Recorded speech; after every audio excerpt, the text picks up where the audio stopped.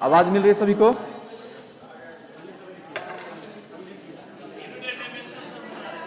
हाँ,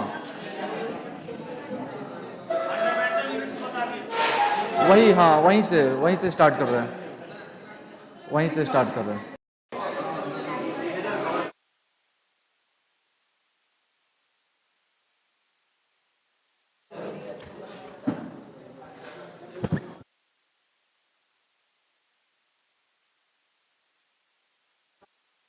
चलिए, hello everyone, आवाज सब तक पहुंच रही है? ठीक है।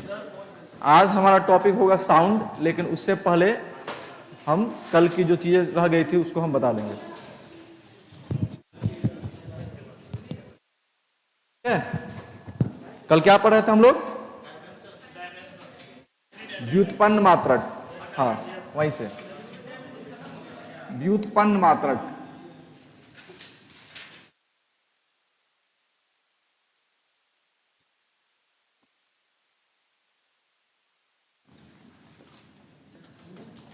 व्युत्पन्न मात्रक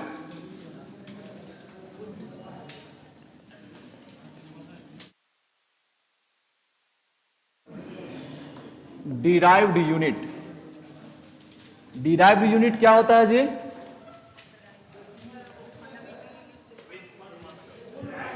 डिराइव्ड यूनिट क्या होता है? व्युत्पन्न मात्रक क्या होता है? कल ही हमने बताया था, यानी कि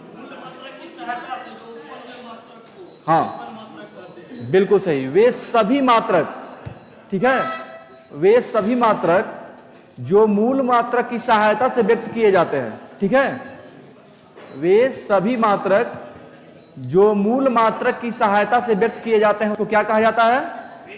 व्युत्पन्न मात्रक कहा जाता है। डिराइव्ड यूनिट, हाँ, डिराइव्ड यूनिट, यानी कि अगर इंग्लिश में समझना हो तो क्या लिखेंगे कि those units which come out from fundamental units that's called derived units. यानी कि वे सभी, लिखना चाहेंगे तो लिख लेंगे, वे सभी मात्रक, वे सभी मात्रक,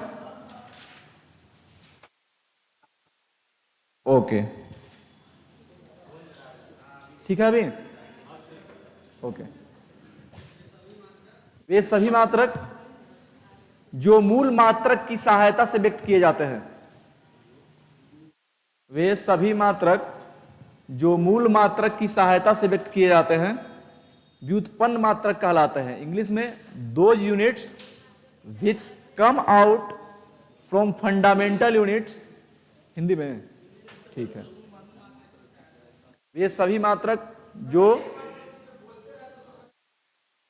ओके,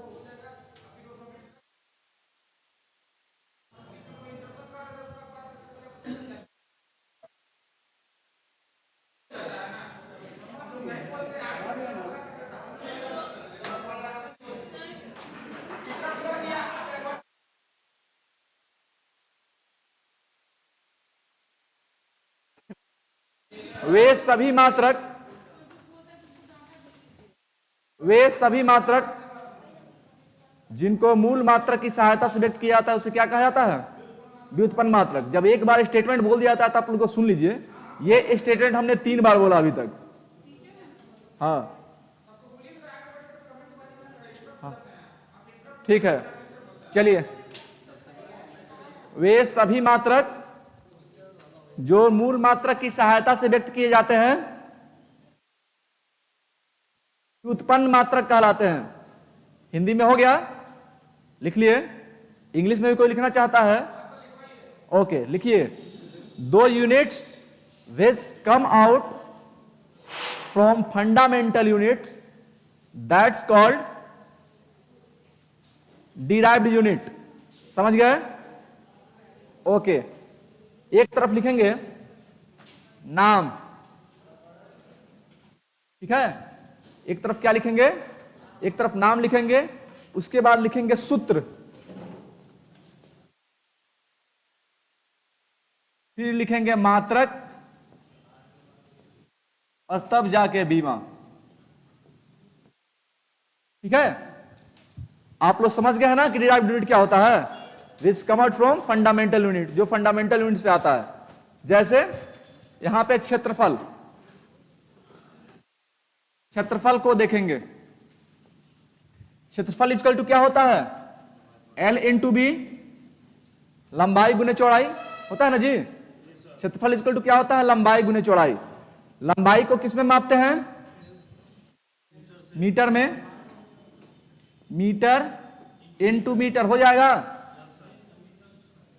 यानी मात्रा क्या हो जाएगा, मीटर स्क्वायर। कल हमने आपको क्या बताया था, बीमा के लिए तीन चीजों को बताया था, एल, एम और टी, तीन सीक्वेंस बताया था ना जी। एल किसके लिए बताया था, लंबाई के लिए। एम किसके लिए बताया था, मास द्रव्यमान के लिए। और टी किसके लिए बताया था, समय के लिए। ठीक है, तो यहां पे मीटर है किसके लिए, लेंथ के लिए, तो इसका डायमेंशन क्या हो जाएगा, ओके। चलिए ठीक है, समझ में आ गया। ये कौन सा यूनिट हुआ, डिराइव्ड यूनिट हुआ ना। क्यों हुआ, क्योंकि ये किसकी सहायता से बन रहा है, बेसिक यूनिट, फंडामेंटल यूनिट की सहायता से बन रहा है। फंडामेंटल यूनिट क्या हुआ, मीटर हुआ, और मीटर दोनों मिले तो क्या बना, मीटर स्क्वायर बना। तो दोनों ये जो बना है किसके सहायता से, फंडामेंटल की सहायता से बना है ना। तो आप समझ गए कि ये कौन सा यूनिट है, डिराइव्ड यूनिट है। आयतन को देख लेते हैं, आयतन यानी कि वॉल्यूम, आयतन वॉल्यूम। आयतन इक्वल टू क्या होगा, L into B into H. इसको भी क्या करेंगे, meter into meter into meter. मान लीजिए किसी भवन की का आयतन निकालना है तो क्या करेंगे, पहले आप उसका हाइट देखेंगे, ठीक है, फिर उसका ब्रेथ देखेंगे कितनी उसकी चौड़ाई है, और फिर उसकी ऊंचाई देखेंगे, देखेंगे ना। तो L into B into H हो जाएगा। क्या हुआ इसका मतलब, मात्रक मीटर क्यू, और डायमेंशन क्या होगा जी, एल क्यू। ठीक है, आ गया समझ में। इसके बाद देखते हैं चाल को, स्पीड को। चाल इक्वल टू क्या होता है, दूरी बटा समय।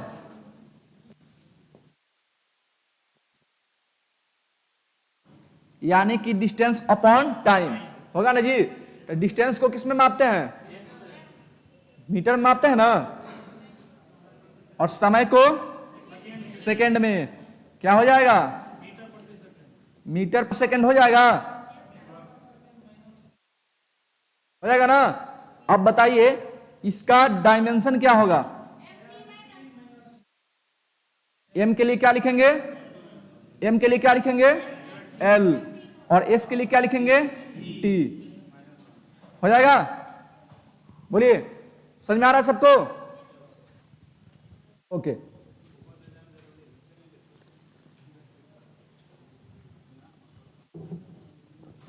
वेग बराबर क्या होता है, वेग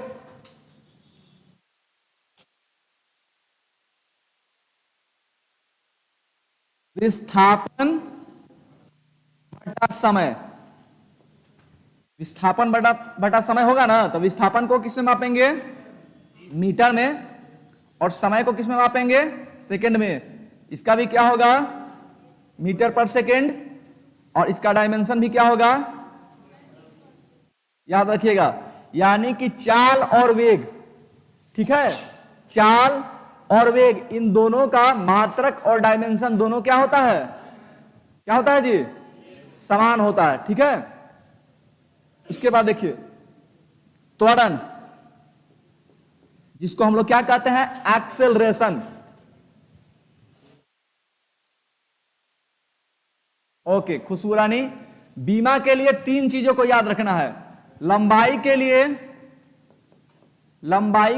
L, द्रव्यमान के लिए M, और समय के लिए T।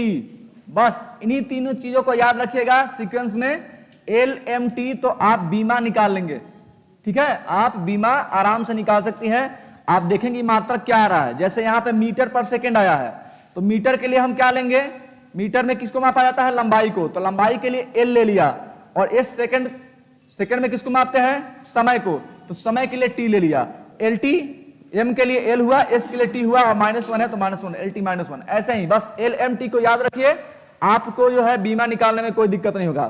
त्वरण इक्वल टू क्या होता है जी, एक्सेलरेशन बराबर वेग में परिवर्तन की दर को क्या कहा जाता है? एक्सेलरेशन कहा जाता है ना जी। तो वेग अपॉन टाइम हो जाएगा, वेग अपॉन टाइम। अब देखिए वेग को किस में मापते हैं? अभी हमने देखा है वेग को किस में मापा जाता है, इसका मात्रा कभी निकाला गया है ना जी। क्या होता है? ओके, मीटर प्रति सेकंड अपॉन क्या हो जाएगा? टाइम, यानी सेकंड हो जाएगा। क्या होगा? क्या होगा बताइए? क्या?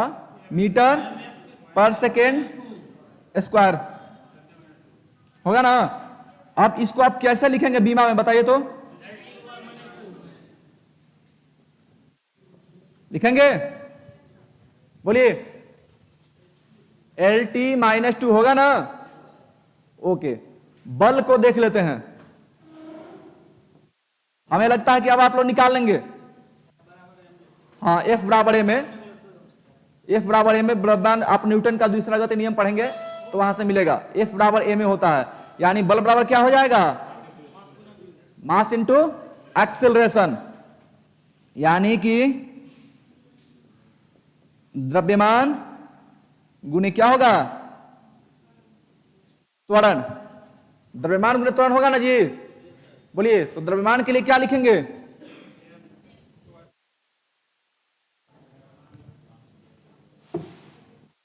द्रव्यमान के लिए केजी लिखेंगे ना जी। द्रव्यमान के लिए क्या लिखेंगे? केजी। और त्वरण के लिए क्या लिखेंगे? हाँ, मीटर पर सेकेंड स्क्वायर। अभी आप लोगों ने निकाला है, क्या हो जाएगा? केजी मीटर पर सेकेंड स्क्वायर हो जाएगा। इसका आप लोग बीमा बताइए।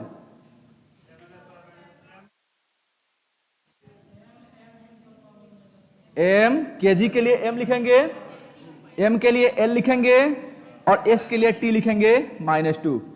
किसी कोई डाउट?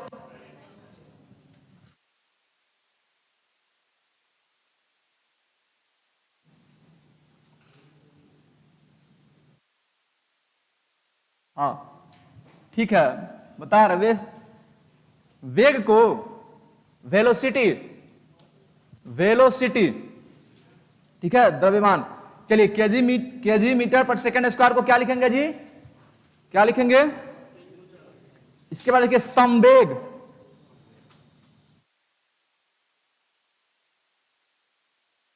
संवेग को इंग्लिश में क्या कहते हैं? संवेग को इंग्लिश में क्या कहते हैं? मोमेंटम। मोमेंटम कहा जाता है ना जी। तो क्या होगा? मोमेंटम इज इक्वल टू, हाँ, द्रव्यमान गुने, द्रव्यमान गुने वेग। द्रव्यमान को क्या कहा जाता है? किस में मापा जाता है? केजी में। वेग को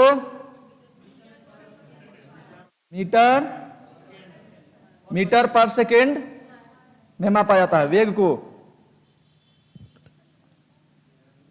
तुरंत का मीटर पर सेकेंड स्क्वायर में मापा जाता है। तो क्या होगा? केजी मीटर पर सेकेंड। अब बताइए इसका एम एल टी -1। सभी लोग नोट कर लिए हैं?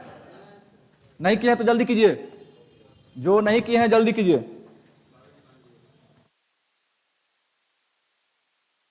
जो नहीं किए हैं जल्दी कीजिए। यहां से पूछ लेगा क्वेश्चन कि बताइए कि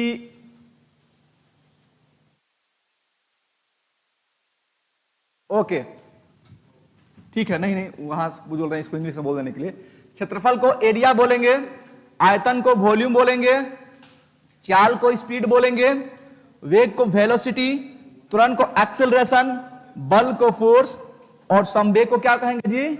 मोमेंटम। संवेग को मोमेंटम कहेंगे। ठीक है, जैसे याद रखिएगा जो आपके सामने बोर्ड पे अभी लिखा हुआ है, इसमें कौन ऐसी राशि है जिसका चाल और जिसका मात्रक और बीमा दोनों सेम है? बताइए तो। चाल और वेग का, याद रखिएगा, चाल और वेग का। हाँ, इसलिए बताया, इसको याद रखिएगा। जिसका मात्रक और बीमा दोनों होता है क्या? आपस में बराबर होते हैं। दोनों क्या होते हैं जी? आपस में बराबर होते हैं। इसको याद रखिए, नोट हैं? ओके, आगे बढ़े, बढ़िए।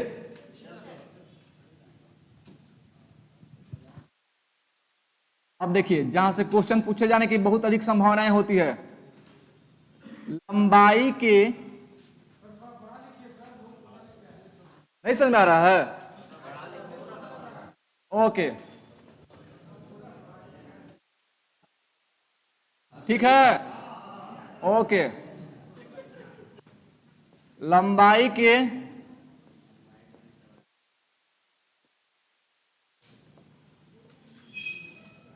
प्रयोगात्मक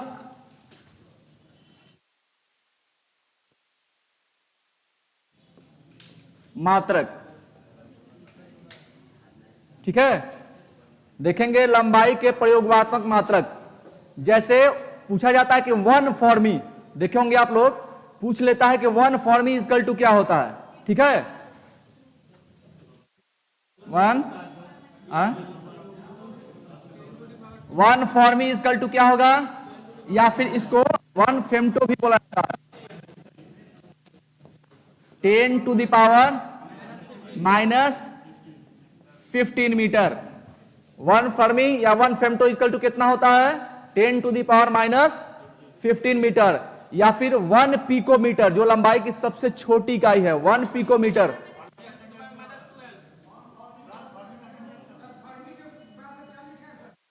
फेमटो, फेमटो, हाँ, 10⁻⁻15 मीटर, ठीक है। और 1 पिकोमीटर इक्वल टू 10⁻⁻12 मीटर, ठीक है। 1 पिकोमीटर इक्वल टू 10⁻12 मीटर। और 1 एंगस्ट्रम बराबर क्या होता है जी, बहुत बढ़िया, 1 एंगस्ट्रम इक्वल टू 10⁻10 मीटर। 1 एंगस्ट्रम इक्वल टू क्या, फर्मी या फेमटो, फर्मी या फेमटो लिखे हैं। अब 1 नैनोमीटर इक्वल टू, हाँ, 1 nanometer equal to 10⁻⁻9 meter, meter में ही लिखिए, ठीक है। 1 नैनोमीटर इक्वल टू 10⁻⁻9 मीटर। सभी लोग नोट कर रहे हैं जी। और 1 माइक्रो, बड़ा बड़ा नहीं समझ में आ रहा है, ठीक है, और बड़ा बड़ा लिख देते हैं,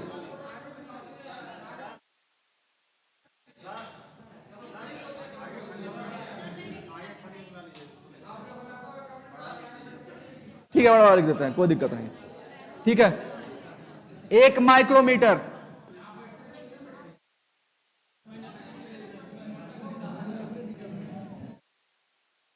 दिख रहा है, दिख रहा है ना, कितना होगा, 10⁻⁻6 मीटर, 10⁻⁻6 मीटर। आप लोग को पीछे दिख रहा है जी, आप लोग को दिक्कत नहीं ना है, अभी ठीक है, छोटा छोटा लिखते हैं तो दिक्कत हो जाता होगा, ठीक है, कोई दिक्कत नहीं। हाँ, आगे भी जगह है, अगर आप लोग को देखने में दिक्कत होता है तो आप लोग आगे भी आ सकते हैं। क्या होगा, अच्छा,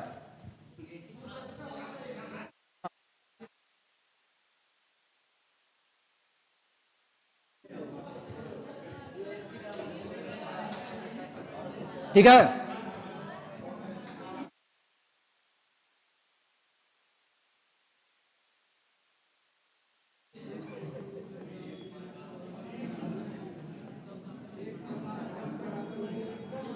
एक प्रकाश वर्ष, देखिए 1 लाइट ईयर, लाइट ईयर क्या होता है, दूरी की इकाई होती है, दूरी मापने की जो है ये क्या होती है, इकाई होती है। और 1 light year, 1 light year equal to कितना होता है, 9.46 into 10 to the power, any of you, 9.46 into 10 to the power,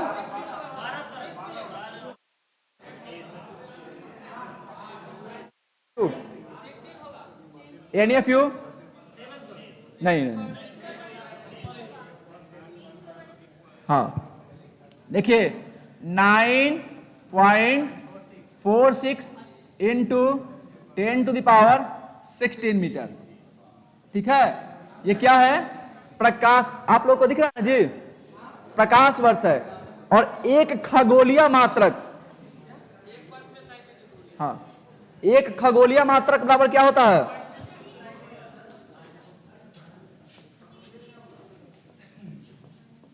astronomical unit. एक खगोलीय मात्रक, खगोलीय मात्रक का मतलब क्या होता है कि जैसे सेंटर में सूर्य हो गया, सेंटर में सूर्य होता है ना जी, और अन्य पिंड जो है उसके चारों ओर क्या करते हैं? उसको रोटेट करते हैं। तो उस पिंड से, यानी कि अगर स्टार है तो उस स्टार से उसके बीच का जो डिस्टेंस होता है उसी को क्या कहा जाता है? खगोलीय मात्रक, यानी कि एक एस्ट्रोनॉमिकल यूनिट कहा जाता है। ठीक है, इतना बराबर क्या होता है जी? एक खगोलीय मात्रक, खगोलीय मात्रक को इंग्लिश में क्या कहेंगे? Astronomical unit. क्या कहेंगे जी? Astronomical unit. एस्ट्रोनॉमिकल यूनिट बराबर क्या होता है? वन एस्ट्रोनॉमिकल यूनिट बराबर 1.495 इंटू 10⁻11 मीटर। क्या होता है? क्या होता है? 1.495 इंटू 10⁻11 मीटर। ये क्या होता है जी? एक खगोलीय मात्रक होता है। क्या होता है? एक खगोलीय मात्रक। और एक पारसेक, हाँ एक पारसेक अभी भी छोटा है। ओके, 1 पारसेक बराबर क्या होता है?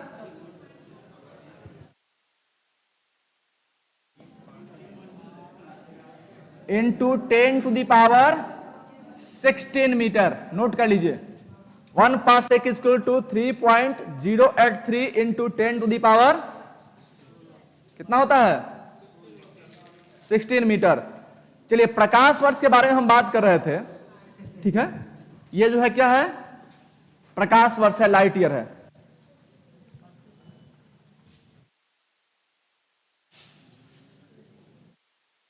ओके ठीक है, आरती कुमारी करवा दिया जाएगा। प्रकाश वर्ष बराबर क्या होता है जी? प्रकाश वर्ष यानी प्रकाश द्वारा, हाँ प्रकाश द्वारा एक वर्ष में तय की गई कुल दूरी। और ये दूरी कहां तय की जाती है? कहां पे? निर्वात में। ठीक है, प्रकाश द्वारा एक वर्ष में निर्वात में तय की गई दूरी होती है। कहां पे तय की गई दूरी होती है? निर्वात में। तो अगर पता है तो ठीक है, अगर नहीं पता है तो नोट कर लीजिएगा। निर्वात मतलब कि भैकुंभ, जहां पे हवा नहीं होती है, जहां पे वायुमंडल नहीं होता है, वहां पे क्या होता है? इसको मापा जाता है। ये मात्रक के रूप में क्या किया जाता है? इस्तेमाल किया जाता है। किसको? लाइट ईयर को, प्रकाश वर्ष को। तो प्रकाश वर्ष क्या है? एक वर्ष में प्रकाश द्वारा निर्वात में तय की गई दूरी को किसमें मापा जाता है? प्रकाश वर्ष में मापा जाता है। ठीक है, प्रकाश वर्ष में किसको मापा जाता है? लाइट ईयर में किसको मापा जाता है? एक वर्ष में निर्वात में, भैकुंभ में। भैकुंभ का मतलब होता है जहां पे हवा बिल्कुल भी नहीं होती है।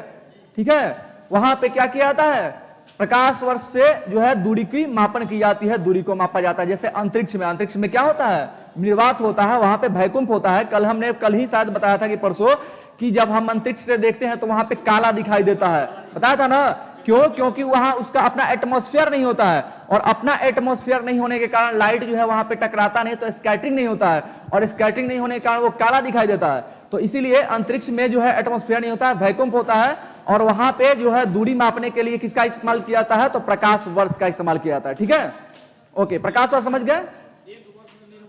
हाँ, लोग अगर नोट करना चाहे तो एक स्टेटमेंट में नोट कर लेंगे कि प्रकाश द्वारा निर्वात में, प्रकाश वर्ष क्या है? एक स्टेटमेंट में, हाँ प्रकाश द्वारा निर्वात में, प्रकाश द्वारा निर्वात में एक वर्ष में, प्रकाश द्वारा निर्वात में एक वर्ष में तय की गई कुल दूरी। ठीक है, प्रकाश द्वारा निर्वात में एक वर्ष में तय की गई कुल दूरी।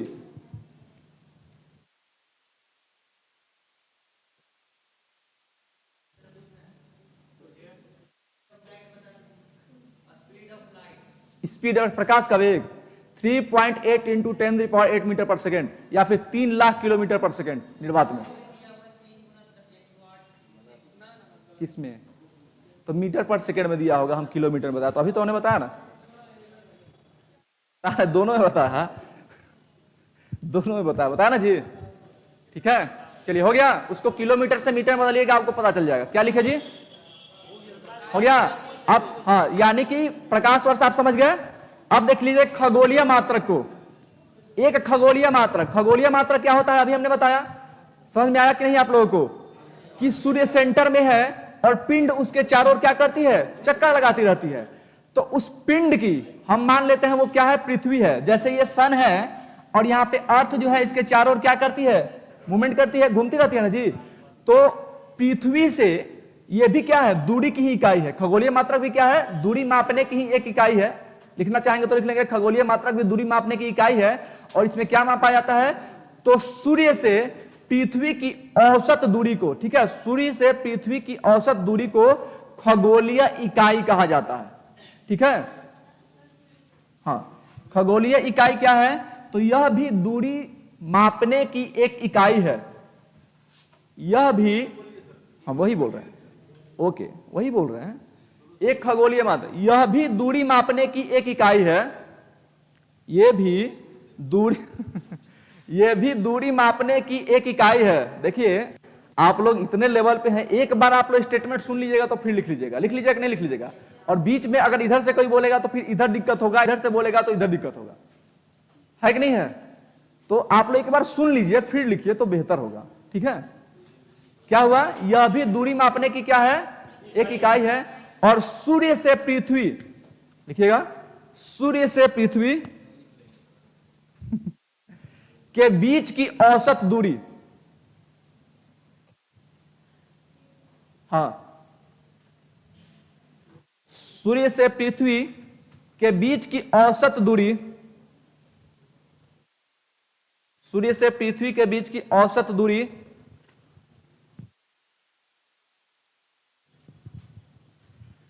खगोलीय इकाई कहलाती है।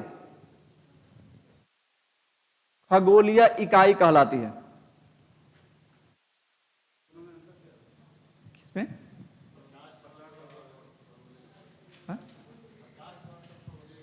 प्रकाश वर्ष जो है वो अंतरिक्ष में कहीं पे भी दूरी मापना है तो इसको आप इस्तेमाल करेंगे प्रकाश वर्ष में।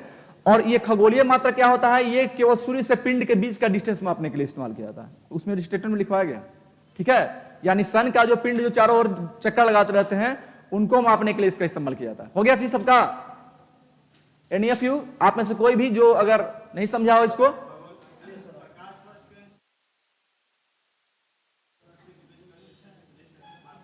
बिल्कुल माप सकते हैं, एकदम माप सकते हैं, क्यों नहीं?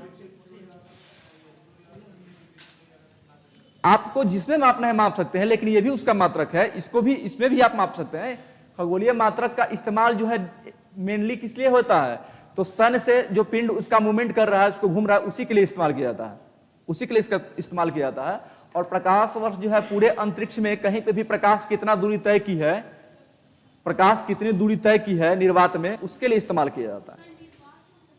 निर्वात तो अभी बताया था ना, वैक्यूम। हाँ, देखो वो बैलन और गैलन होता है। जैसे आप क्या करते हैं कि आपको खरीदना होता है जैसे ऑयल, ठीक है, जैसे देखते हैं इंडियन गवर्नमेंट या फिर कोई भी गवर्नमेंट क्या करती है, खरीदना होता है, तेल वगैरह खरीदना होती है तो वो गैलन में या फिर बैलन में खरीदती है। खरीदती है ना जी? खरीदती है कि नहीं खरीदती है? हाँ, वो सब क्या होता है? नहीं नहीं, दूध को गैलन में थोड़ी मापा जाता है। ठीक है, जैसे बैरल में आप देखे होंगे, बैरल में ऑयल वगैरह खरीदना होता है तो देखते हैं ना कि वो एक बैरल का दाम इतना हो गया, बैरल में तेल का दाम जो है घट गया, देखते हैं नहीं देखते हैं? सुनने में आता है ना जी। तो एक बैरल बराबर होता है, उसमें अलग अलग गैलन होता है। यूएस का अलग गैलन होता है, ब्रिटेन का अलग गैलन होता है। हर देश का जो है गैलन या जिसमें उसको मापा जाता है उसका अलग अलग होता है। तो एक बैरल बराबर, अगर यूएस की गैलन की बात करेंगे तो 42 यूएस गैलन होता है। एक बैरल बराबर 42 यानी कि 42 यूएस गैलन होता है। ठीक है, अगर यूनाइटेड स्टेट के गैलन की बात करेंगे तो वो कितना होता है? 42। 42 यूएस गैलन बराबर 1 बैरल होता है। और अगर गैलन की बात करेंगे B10 की तो 34.94 गैलन का बराबर जो है वो 1 बैरल होता है। तो वो किसके लिए माप करने के लिए इस्तेमाल किया जाता है? तो जो ऑयल जब नहीं खरीदा जाता है, क्रूड ऑयल, आप लोग देखते हैं ना न्यूज वगैरह में देखेंगे तो आपको सुनने में आता है कि 1 बैरल जो है ऑयल का दाम, क्रूड ऑयल का दाम इतना बढ़ गया या फिर इतना घट गया। सुनने में आता है नहीं आता है? आता है ना। तो ऑयल को मापने के लिए वहां से उसका इस्तेमाल किया जाता है। ठीक है, चलिए आप लोगों को दिक्कत। चलिए अब हम अपने टॉपिक पे आते हैं। हमारा टॉपिक आज का क्या था जी? साउंड।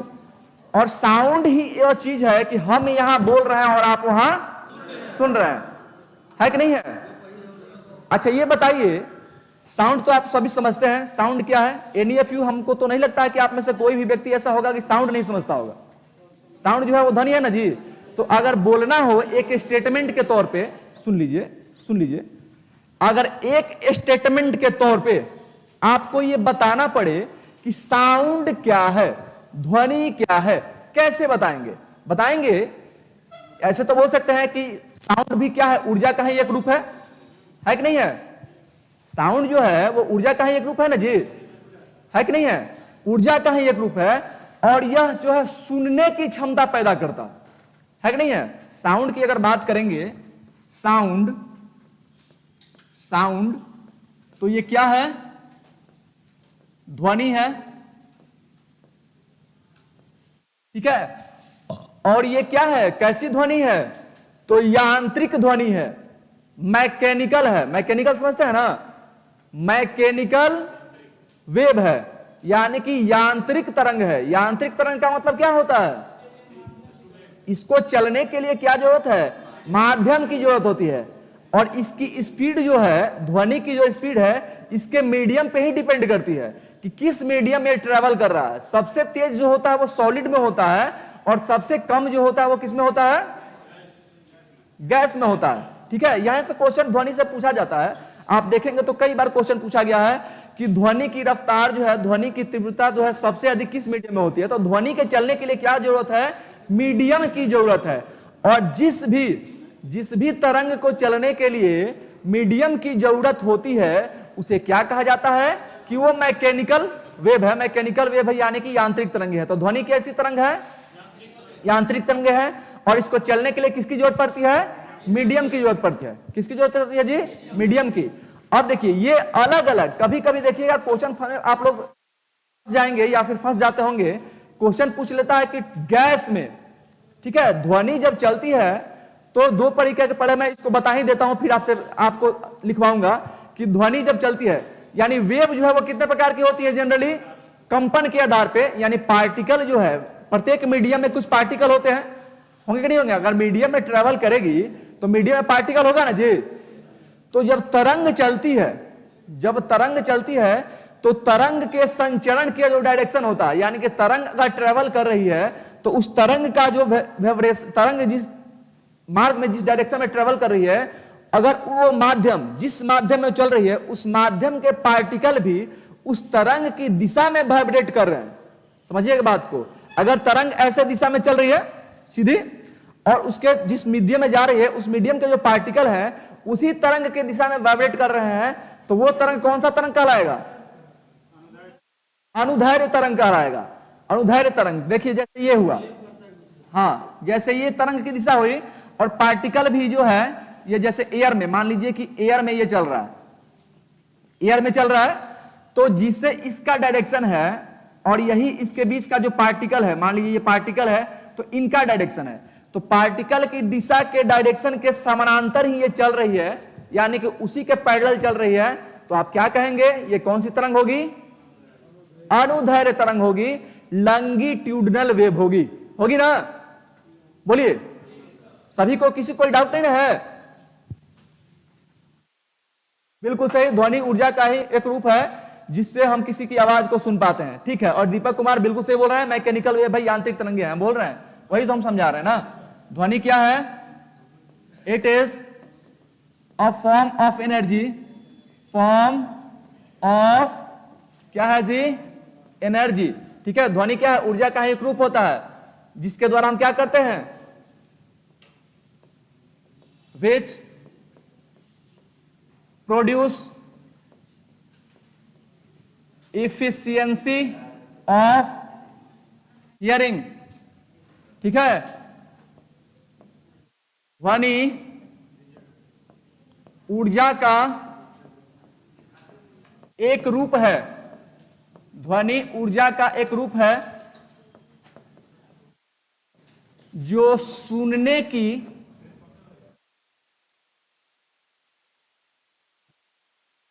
क्षमता पैदा करता है। यानी ध्वनि क्या है जी? ऊर्जा का एक रूप है, और ये क्या है? ये मैकेनिकल वेव है,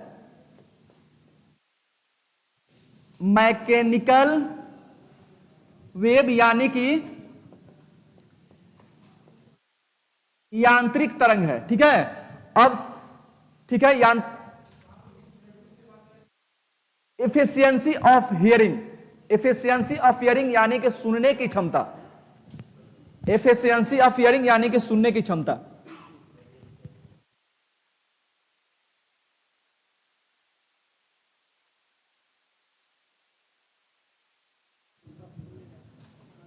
ठीक है, तो ध्वनि की जो स्पीड होती है, लिख लिए हैं आप लोग? ओके, ठीक है, लिख लीजिए। तो ध्वनि की जो स्पीड होती है, ध्वनि की जो स्पीड होती है, यह समझ गए कि तरंग क्या है, ध्वनि क्या है, तो तरंग के रूप में चलती है और ये वेव है। तो इसकी जो स्पीड है उस तरंग की फ्रीक्वेंसी पे भी डिपेंड करती है। किसके ऊपर डिपेंड करती है जी? फ्रीक्वेंसी पे। यानी कि उस तरंग की फ्रीक्वेंसी जितनी अधिक होगी, उस तरंग की फ्रीक्वेंसी क्या होगी? जितनी ज्यादा होगी, ध्वनि की स्पीड भी क्या होगी? उतनी अधिक होगी। यानी कि आवृत्ति अधिक तो ध्वनि की स्पीड अधिक, आवृत्ति कम तो ध्वनि की स्पीड कम। तो किस पे ऊपर डिपेंड करती है? तरंग की आवृत्ति पे। ध्वनि की स्पीड जो है वो किस पे डिपेंड करती है जी? तरंग की आवृत्ति पे यानी कि फ्रीक्वेंसी पे डिपेंड करती है। और अगर वो बढ़ेगा तो ये बढ़ेगी, इसकी स्पीड बढ़ेगी, अगर वो घटेगा तो इसकी स्पीड जो है वो क्या होगी? घटेगी। इस स्टेटमेंट को लिखना चाहेंगे? चाहेंगे? चाहेंगे तो चार लिख लीजिए। हाँ लिखिएगा, लिखिए ना, हम बोल रहे हैं ध्वनि की तीव्रता, ध्वनि की तीव्रता आप लोग लिखिएगा। ध्वनि की जो स्पीड होती है, साउंड की जो स्पीड होती है, ठीक है, इंग्लिश वाले के लिए भी एक स्टेटमेंट के तौर पर पहले आप लोग हिंदी वाले लिख लें, फिर ही इंग्लिश से बोलेंगे, नहीं तो आप लोग को दिक्कत हो जाएगा। ठीक है, ठीक है, आप बोले तो हमको पता चल गया, नहीं तो हमको नहीं ना पता था, आप ही हम समझाए तो हम समझ रहे हैं।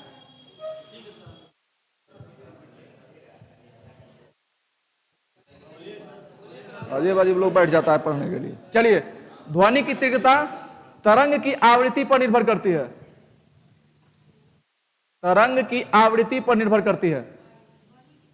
हाँ, ध्वनि की तीव्रता स्पीड तरंग की आवृत्ति पर निर्भर करती है। ठीक है, आवृत्ति के बढ़ने पर, आवृत्ति के बढ़ने पर, आवृत्ति के बढ़ने पर ध्वनि की तीव्रता बढ़ती है। यानी कि फ्रीक्वेंसी के बढ़ने पर ध्वनि की स्पीड बढ़ती है, यानी कि फ्रीक्वेंसी के बढ़ने पर ध्वनि की स्पीड जो है वो क्या होती है? बढ़ती है। ठीक है, क्या लिखे आप लोग? ध्वनि की तीव्रता बढ़ती है तथा आवृत्ति के घटने पर ध्वनि की तीव्रता घटती है।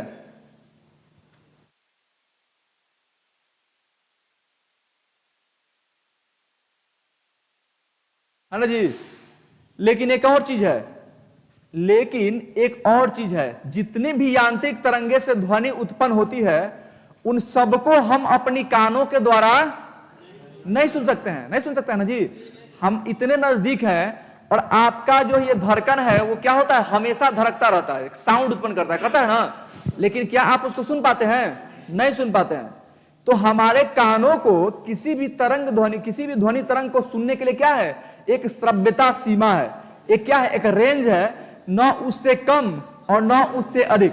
ठीक है, यानी कि हर ध्वनि तरंग को हम सुन नहीं सकते हैं। ठीक है, किसी भी यांत्रिक तरंग से जो ध्वनि उत्पन्न होती है उसको हमारा कान जो है वो क्या करता है? नहीं सुन सकता है। क्यों नहीं सुन सकता है जी? क्योंकि उसको सुनने के लिए हमारी कानों की क्या है? एक लिमिटेशन है, एक रेंज है, और उस रेंज से कम और उस रेंज से अधिक की आवृत्ति को हम नहीं सुन सकते हैं। और उस ध्वनि को हम नहीं सुन सकते हैं। और एक और चीज है कि ये ध्वनि उत्पन्न कब होती है, जब चीजें कंपन करती है। वस्तु जब कंपन करता है, मतलब कि तरंग में चलेगा, तरंग के रूप में चलता, अगर उसी वस्तु से उत्पन्न होता है ध्वनि जहां पे कंपन होता है, हम लोग भी बोलते हैं ना जी, तो ध्वनि उत्पन्न हो रहा है कि नहीं हो रहा है? कैसे उत्पन्न हो रहा है? लैरिंग्स है, ठीक है। क्वेश्चन पूछता है कि मनुष्य के अंदर स्वर यंत्र का नाम क्या है, तो लैरिंग्स है। इस लैरिंग्स में क्या होता है? वोकल कार्ड होते हैं। क्या होता है जी? Vocal card. और वो वोकल कार्ड जो है ना कंपन करते हैं, और कंपन करते हैं तो क्या होता है? आवाज निकलता है, ठीक है। तो ये आवाज, साउंड कैसे निकलेगा? कंपयमान वस्तु से ही मिलता है, वाइब्रेटिंग ऑब्जेक्ट से ही निकलता है। एग्जाम्पल के लिए आप देखेंगे, सबसे सटीक एग्जाम्पल, आप सभी लोग क्लास स्कूल में पढ़ करके यहां तक आए हैं, तो स्कूल में एक घंटी होता है, बेल होता है ना, होता है।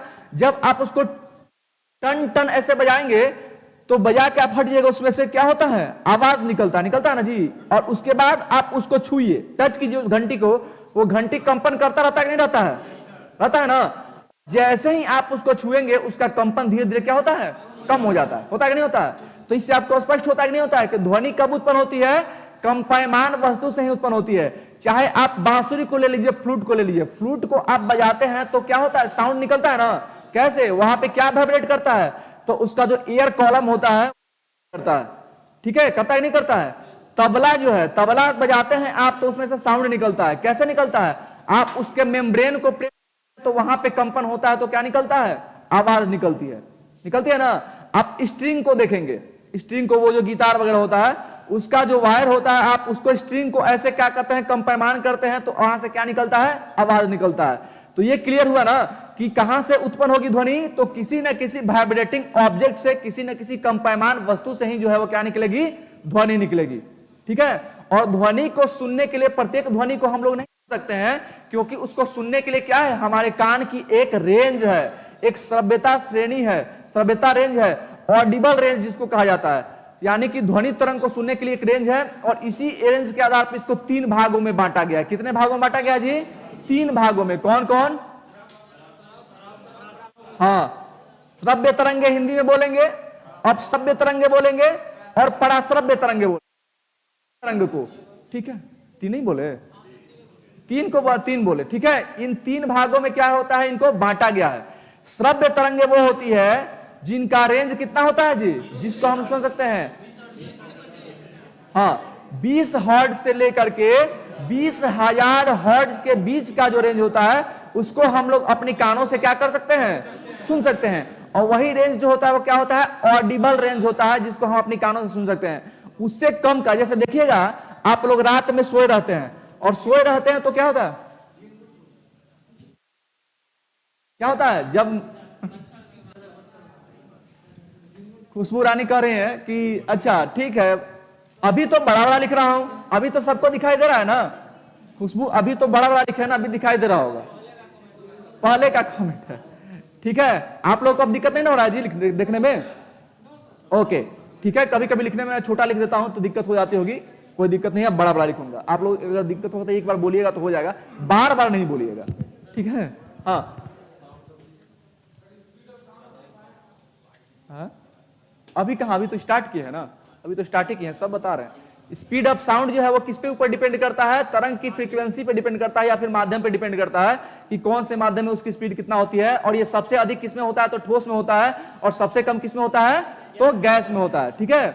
यानी कि ध्वनि कहां उत्पन्न होगी? जहां कंपन होगा, जहां पे कंपन होगा ध्वनि कहां होगी? वहीं पे उत्पन्न होगी, होगा ना। जैसे कि एग्जाम्पल में हमने बहुत सारी चीजों को देखा, जैसे अभी हमने बताया कि बेल को देखिए, बेल को बजाएंगे वहां पे कंपन होगा तो ध्वनि उत्पन्न होगी। वोकल कार्ड हमारे गले में होता है, लैरिंग्स, वहां पे वोकल कार्ड होता है, वो वोकल कार्ड कंपन होता है तो क्या होता है? हमारी आवाज निकलती है ना जी। मनुष्य का स्वरतंत्र क्या होता है? लैरिंग्स होता है, और उस लैरिंग्स में क्या होता है? वोकल कार्ड होता है। और वही वोकल कार्ड जो है वो क्या करते हैं? कंपन करते हैं, और कंपन करते हैं तो क्या निकलता है? आवाज निकलता है, ठीक है। और ध्वनि सबसे बड़ी चीज, क्वेश्चन जैसे घुमा के पूछता है, जैसे ध्वनि पूछ देगा कि एक स्थान से दूसरे स्थान तक, हम यहां बोल रहे हैं, आप वहां सुन रहे हैं, कैसे? यानी कि ध्वनि का संचरण हो रहा है। ध्वनि का क्या हो रहा है जी? संचरण हो रहा है ना जी। ध्वनि का क्या हो रहा है? संचरण हो रहा है। तो ध्वनि का संचरण क्या होता है? तो एक स्थान से दूसरे स्थान तक जब ध्वनि पहुंचती है, इसी को क्या कहा जाता है? ध्वनि का संचरण कहा जाता है। ठीक है, जैसे मान लीजिए कि ये एक ऑब्जेक्ट है हमारे हाथों में, है ना। इस ऑब्जेक्ट को पहुंचाना है सबसे पीछे बेंच पे, कैसे जाएगा? या तो हम इसको ले जाकर के उनको देंगे, या फिर क्या होगा, मैं आपको दूंगा, आप उनको, आप उनको, आप उनको, ऐसे देकर के वहां तक पहुंच जाएगा, पहुंचेगा ना। तो इसमें ध्वनि में जिस मीडियम में ये ध्वनि जिस मीडियम में जाती है, उस मीडियम के जो पार्टिकल होते हैं वो क्या करते हैं? एक दूसरे को क्या कहते हैं? ट्रांसफर करते हैं। करते हैं कि नहीं करते हैं? यही कारण होता है कि अगर हम यहां से बोलेंगे तो वहां सुनाई दे रहा है, लेकिन एक जगह ऐसा आएगा जहां पे जाकर के ये ध्वनि जो है वो क्या होगी? शून्य हो जाएगी, नहीं सुनाई पाएगा। क्यों? क्योंकि अगर ध्वनि यहां से चलती है तो एक दूसरे के ऊपर ट्रांसफर करती है, लेकिन पूरा 100% नहीं करती। 100% कर पाएगी जी? 100% नहीं करता। तो जैसे जैसे जाकर के जहां पे शून्य होता है वहां पे ध्वनि की जो स्पीड है वो क्या होती है? खत्म हो जाती है। ठीक है, तो एक स्टेटमेंट लिखना चाहिएगा आप लोग, तो लिखिएगा कि जहां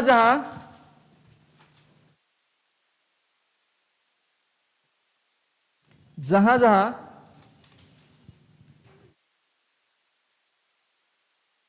कंपयमान वस्तु, कंपयमान वाइब्रेटिंग ऑब्जेक्ट,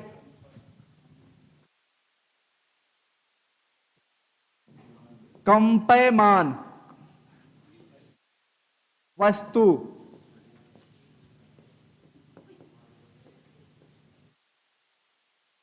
वाइब्रेटिंग ऑब्जेक्ट्स, ठीक है, जहां जहां कंपयमान वस्तु यानी कि वाइब्रेटिंग ऑब्जेक्ट्स कंपन करती है, कंपन करती है, कंपन करती है यानी वाइब्रेट करती है, वही ध्वनि उत्पन्न होती है। कंपन करती है, हो गया। अब देखिए ध्वनि का संचरण क्या होता है जी? अभी हमने बताया संचरण क्या है। ध्वनि का संचरण क्या होता है? अभी तो हमने बताया ना। ध्वनि का संचरण क्या होता है? ध्वनि का एक स्थान से दूसरे स्थान तक पहुंचना। हाँ, यही हुआ ना। यानी कि ध्वनि हम बोल रहे हैं, आप तक पहुंच रही, तो एक स्थान से दूसरे स्थान तक इसका ट्रांसफॉर्मेशन हुआ कि नहीं हुआ? तो यही क्या हुआ? यही ध्वनि का संचरण हुआ। तो ध्वनि का संचरण समझ में आया कि नहीं आया? एक बार को ये क्वेश्चन पूछा गया, इसीलिए मैंने ये स्टेटमेंट आपको बताया। ये क्वेश्चन भी पीएससी में पूछा गया है कि ध्वनि का एक स्थान से दूसरे स्थान तक पहुंचना क्या है? क्या है? ध्वनि का संचरण है, ट्रैवलिंग। ध्वनि क्या होता है? साउंड क्या होता है? ट्रैवल करता है, संचरण करता है। संचरण जो है वो हिंदी शब्द है, यानी एक जगह से दूसरी जगह तक पहुंचना। ठीक है, संचरण क्या है? एक जगह से दूसरी जगह तक पहुंचना। तो लिखेंगे ध्वनि के एक स्थान से, ध्वनि के, हो गया, ध्वनि के एक स्थान से। हाँ श्वेता कुमारी, अभी हम ध्वनि का स्पीड बता रहे हैं कि ठोस में क्या है, द्रव में क्या है, गैस में क्या है, अभी तुरंत बताएंगे। ठीक है, क्या लिखे हैं आप लोग? ध्वनि एक स्थान से दूसरे स्थान तक जाने की क्रिया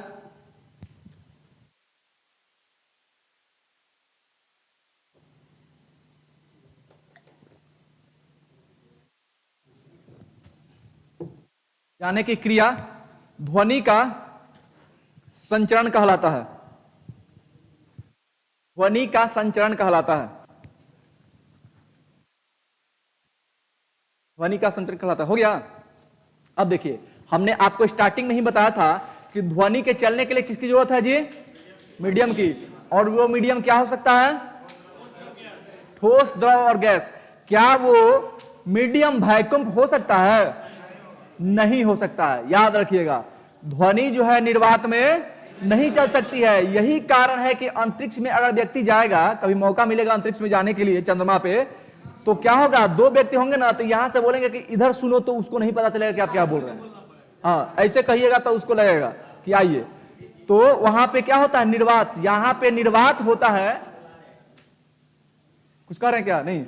तो जहां पे वैक्यूम होता है, यानी कि जहां पे निर्वात होता है, वहां पे ध्वनि उत्पन्न नहीं हो सकती है। तो याद रखिएगा, वैक्यूम पे यह भी क्वेश्चन पूछा जाता है कि ध्वनि की चाल, ध्वनि जो है किसमें ट्रेवल नहीं करता है? तो निर्वात में ध्वनि जो है वो ट्रेवल नहीं करता है। तो ध्वनि के चलने के लिए माध्यम क्या हो सकता है? और वो माध्यम क्या हो सकता है? सॉलिड भी हो सकता है, लिक्विड भी हो सकता है, और गैस भी हो सकता है। ठीक है, हो सकता है। तो लिख लीजिएगा एक स्टेटमेंट कि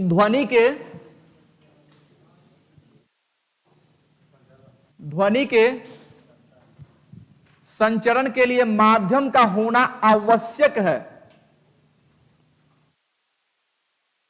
माध्यम का होना आवश्यक है। संचरण के लिए माध्यम का होना आवश्यक है।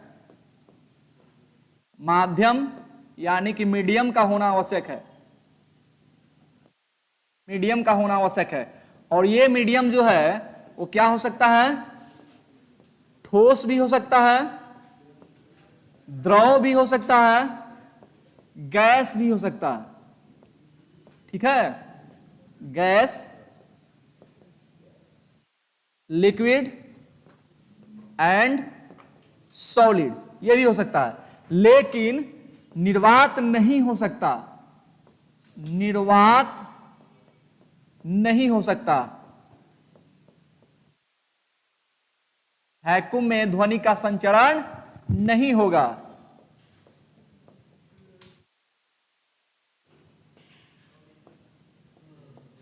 ठीक है, ध्वनि को ट्रेवल जो है, ध्वनि ट्रेवल नहीं करता है वैक्यूम पे।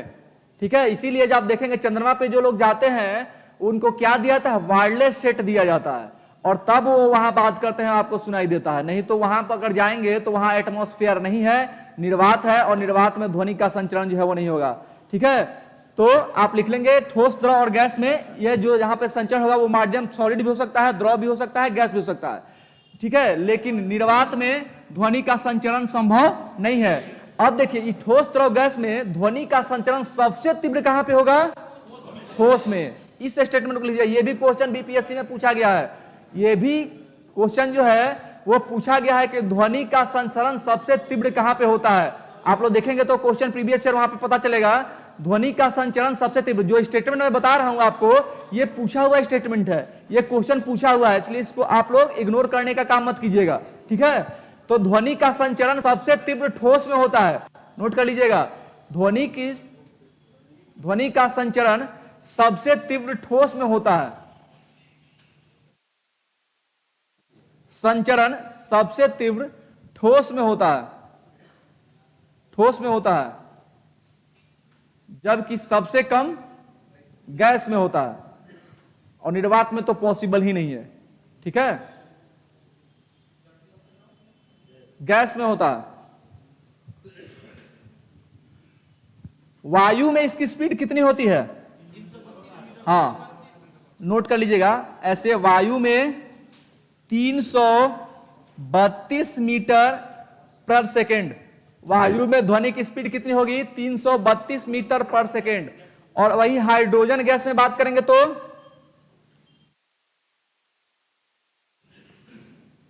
ठीक है, हाइड्रोजन गैस, वायु क्या है? सिंपल वायु की बात कर रहे हैं, और हाइड्रोजन की बात करेंगे तो 1269 मीटर पर सेकेंड।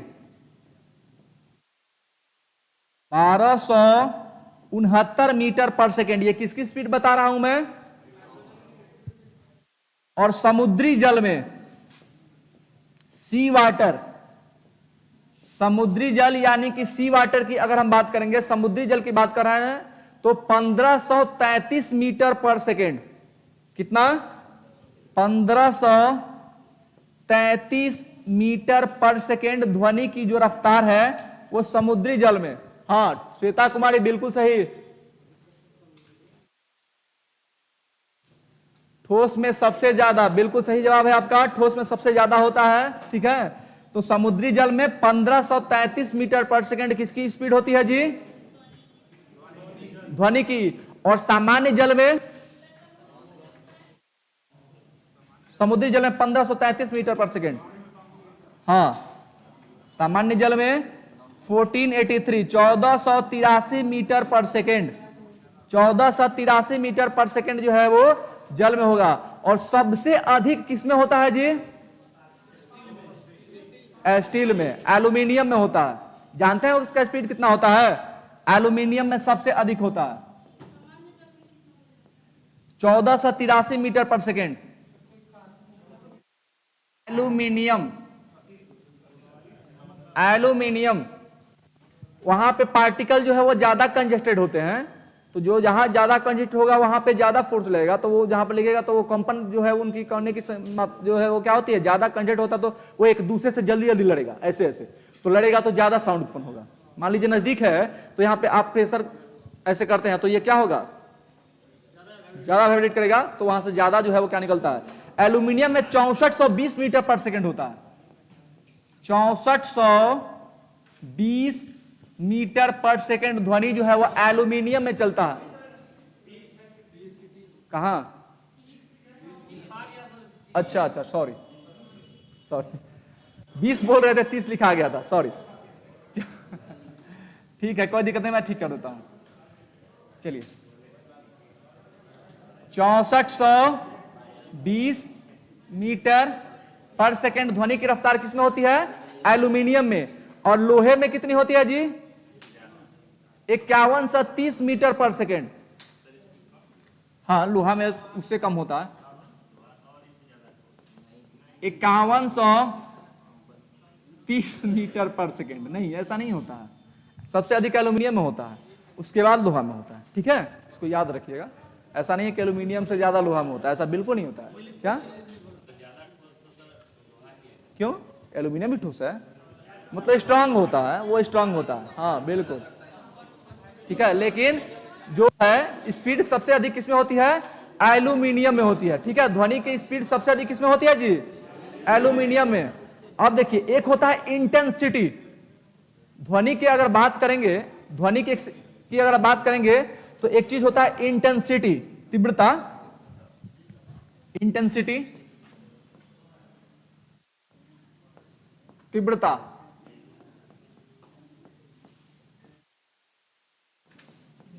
एक पॉइंट बनाइएगा, तीव्रता, इंटेंसिटी।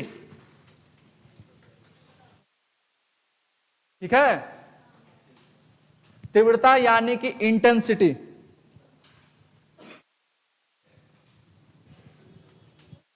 तीव्रता क्या है, यह ध्वनि साउंड का क्या है, एक लक्षण है।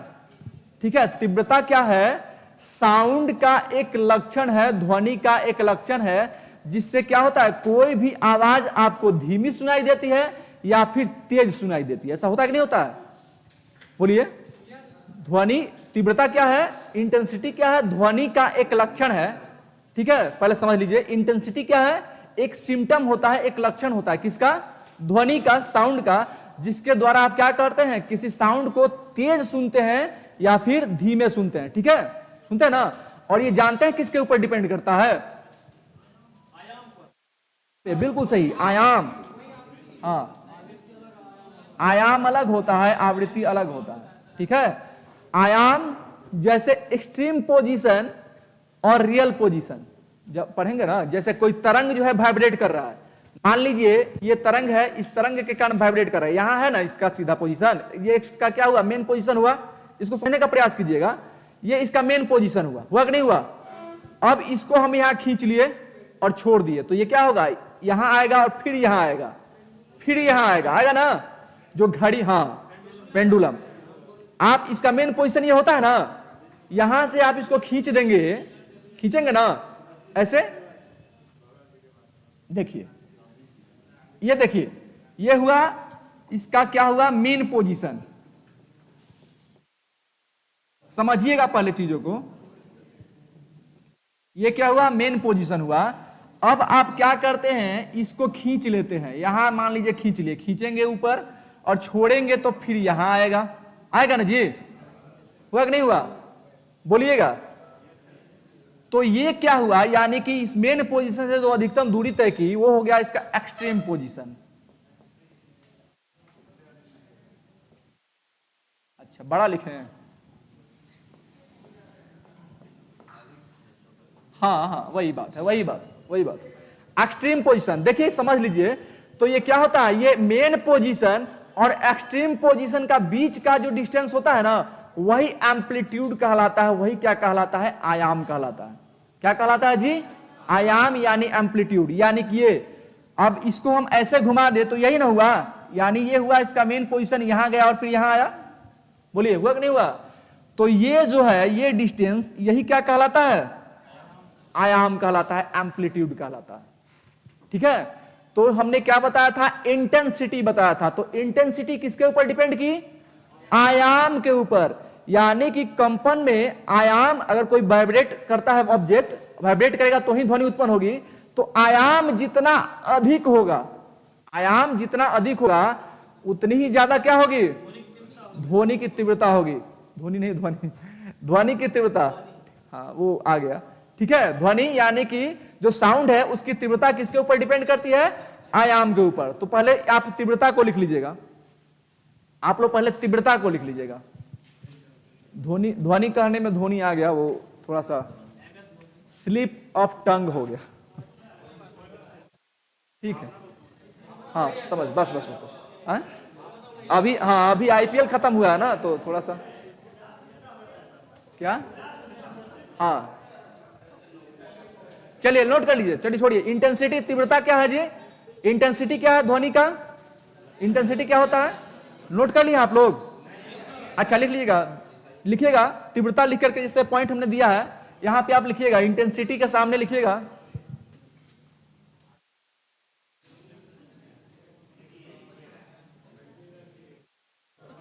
ठीक है खुशबू रानी। देखिए अभी जो मैं स्टेटमेंट बता रहा हूं ना, वो एक्चुअली में क्वेश्चन ही है। जैसे आप देखेंगे ध्वनि के एक स्थान से दूसरे स्थान तक जाने क्या कहलाता है, क्या कहलाता है, संचरण कहलाता है। ये क्वेश्चन हुआ कि नहीं हुआ, हुआ ना। ऐसे ध्वनि की तीव्रता सबसे तेज कहां पे होती है, ठोस में, ठीक है, सबसे कम हीट है ना, हाँ तो संचरण की होता है, कन्वेंशन होता है, बिल्कुल हाँ होता है, वो भी एक जगह से दूसरे ट्रांसफॉर्मेशन ही होता है, वो भी कन्वेंशन होता है। जब इस हीट पढ़ेंगे तो वो सारी चीजें बताएंगे। हीट भी क्या होता है, हीट भी जो है हाई लेवल से लो लेवल में जाता है। जैसे एक कप गर्म पानी ले लेंगे ना और एक कप ठंडा पानी, तो क्या होगा, ठंडा जो है वो गर्म होगा, गर्म जो होगा वो ठंडा होगा, यानी हीट जो है वो क्या देता है, हाई से लो में जाता है। वो उधर हम लोग नहीं जाएंगे, पर इस पे बात करते हैं। चलिए इंटेंसिटी, तीव्रता को लिख लीजिएगा, देखिए तीव्रता ध्वनि का, पानी है क्या बाबू, पानी, पानी रखें, हाँ, तीव्रता ध्वनि का वह लक्षण है, तीव्रता ध्वनि का वह लक्षण है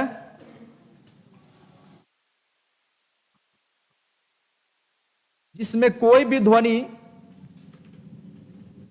धीमी अथवा तेज सुनाई पड़ती है।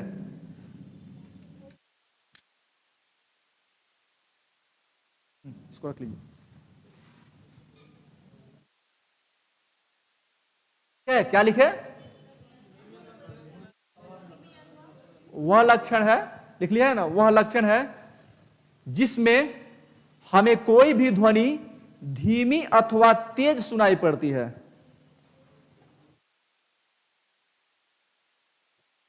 ठीक है, अब ये होता कैसे है, वाइब्रेटिंग ऑब्जेक्ट से होता है, कंपन से होता है। तो अगर कंपन होगा तो उस कंपन का ये जो एम्पलीट्यूड होता है, ये कंपन का ये जो एम्पलीट्यूड होता है, एम्पलीट्यूड आयाम जिसको बोलते हैं, इसी पे डिपेंड करता है। यानी आयाम अगर अधिक होगा तो इंटेंसिटी क्या होगी, इंटेंसिटी अधिक होगी, और अगर इंटेंसिटी अधिक होगी तो ध्वनि जो है वो दूर तक जाएगा, जाएगा कि नहीं जाएगा। अगर आयाम ज्यादा होगा तो इंटेंसिटी ज्यादा होगी, और इंटेंसिटी ज्यादा होगा तो ध्वनि तो कहां तक जाएगा, दूर तक जाएगा। और अगर एम्पलीट्यूड कम होगा तो ध्वनि की तीव्रता कम होगी, और ध्वनि की तीव्रता कम होगी तो कहां रह जाएगा, नजदीक ही रह जाएगा। तो ये किसके ऊपर डिपेंड करता है, एम्पलीट्यूड पे। आप लोग देखते होंगे जब कोई इंस्ट्रूमेंट वगैरह बजता है, बोलिए बता, नहीं आप बताइए, बताइए ना, बताइए इसमें, नहीं इनको बोलने दीजिए, ये हाँ बोलिए।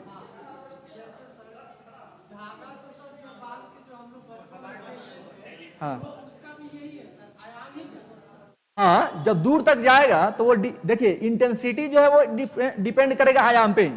अगर दूर तक जा रहा है, देखिए इंटेंसिटी किसी भी कंडीशन में वो किस पे डिपेंड करेगा, वो एम्पलीट्यूड पे ही डिपेंड करता है।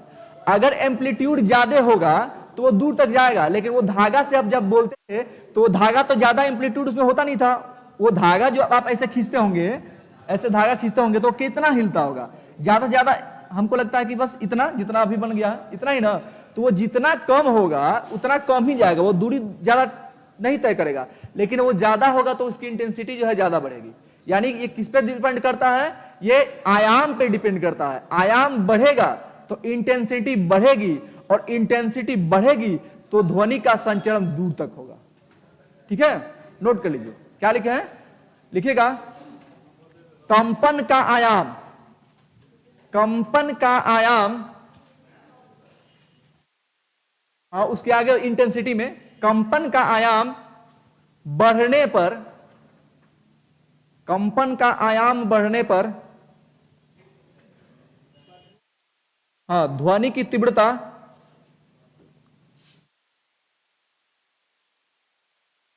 अधिक होगी, और ध्वनि की तीव्रता अधिक होगी। हाँ बोलिए, कंपन का आयाम बढ़ने पर ध्वनि की तीव्रता क्या होगी, अधिक होगी, और ध्वनि की तीव्रता अधिक होगी तो संचरण दूर तक होगा। ध्वनि की तीव्रता अधिक होगी तो संचरण दूर तक होगा।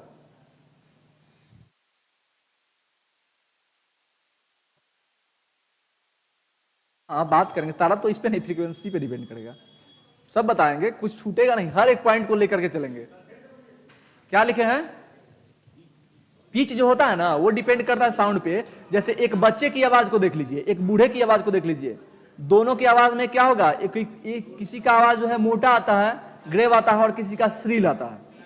हाँ, वो पिच है, वो तारतम्य होता है। चलिए उसके ऊपर बाद में डाउट करें। क्या लिखे हैं आप लोग, हाँ बोल देते हैं, बोल देते हैं, क्या लिखे हैं बोलिए। तीव्रता बढ़ेगी, तीव्रता बढ़ेगी, और तीव्रता जितना अधिक होगा ध्वनि का संचरण जो है उतना दूर तक होगा। यानी कि तीव्रता जितनी ज्यादा होगी ध्वनि उतना दूर तक जाएगा। हो गया। अब देखिए एक चीज, ध्वनि तो माध्यम में आपने देख लिया, यहां कॉन्सेंट्रेट कीजिए, यहां कॉन्सेंट्रेट कीजिए।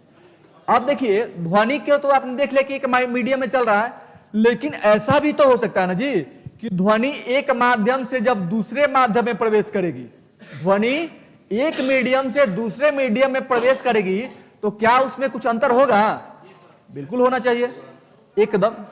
हाँ, मान लीजिए कि यहां से जैसे हम बोल रहे हैं हेलो, और फिर इसको रोक के बोलिए, फिर ऐसे करके बोलिए, आवाज में अंतर होगा कि नहीं होगा, अवरोध उत्पन्न होगा। एक माध्यम से दूसरे माध्यम में जाएगा तो बीच में कुछ ना कुछ होगा ना जी, तभी ना माध्यम चेंज होगा, मीडियम चेंज होगा तभी तो माध्यम चेंज होगा ना। जैसे आप लोग देखते हैं नदी के पास जाकर के बोलिए,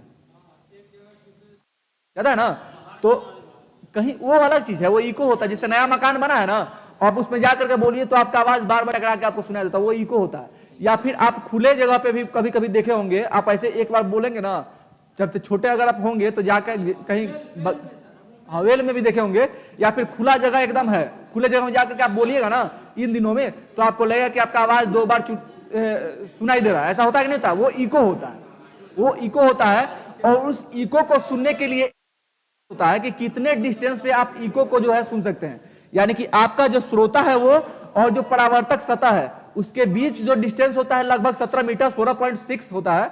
और उसको सुनने के लिए एक और चीज होता है, ये दोनों डिस्टेंस को भी मैं बता दें, इसको याद ही रखिएगा, 17 मीटर लगभग जो है इसका डिस्टेंस दोनों के बीच होना चाहिए, जो बोल रहा है वो और जो जहां से टकरा के वो आ रहे हो। जैसे आप बोल रहे हैं और आप सुन रहे हैं, तो श्रोता और परावर्तक सतह के बीच का जो डिस्टेंस होना चाहिए इको के लिए, वो कितना होना चाहिए जी, लगभग 17 मीटर।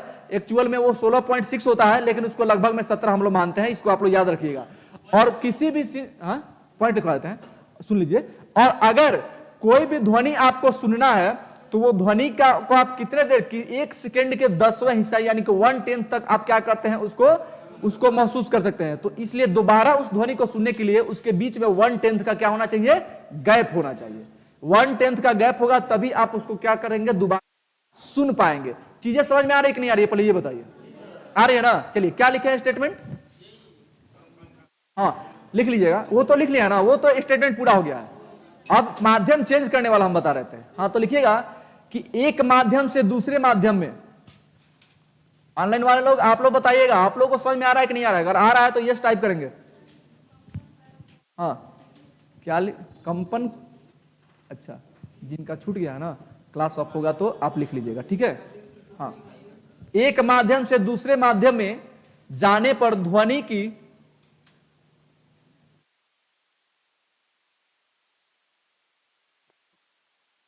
आवृत्ति तो नियत रहेगी, आवृत्ति यानी कि फ्रीक्वेंसी, नियत का मतलब कि कांस्टेंट।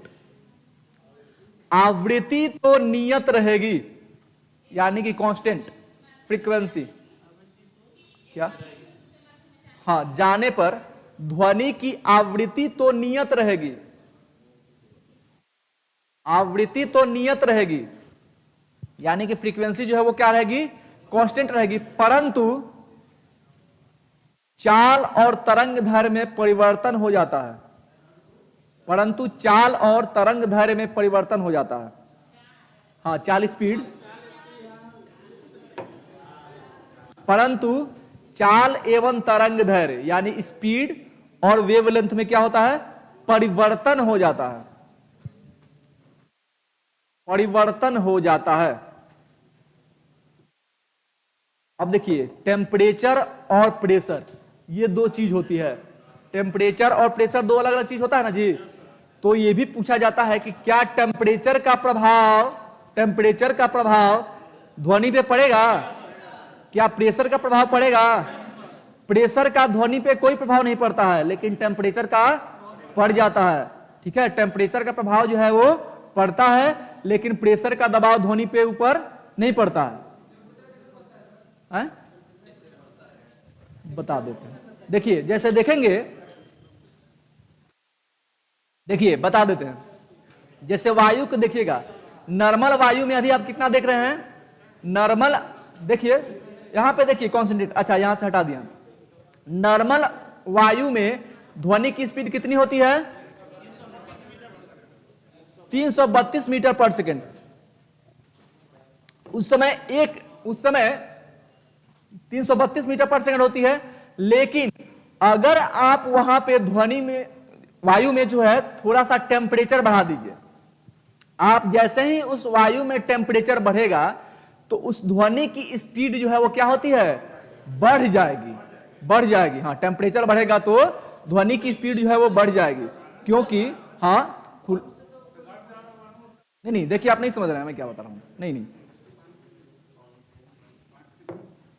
देखिए बता रहा हूं, आप देखिए क्या होता है जब 0 डिग्री सेल्सियस पे, ठीक है, 0 डिग्री सेल्सियस पे आप देखेंगे, ठीक है, तो स्पीड कितना होगा, 332 मीटर पर सेकेंड।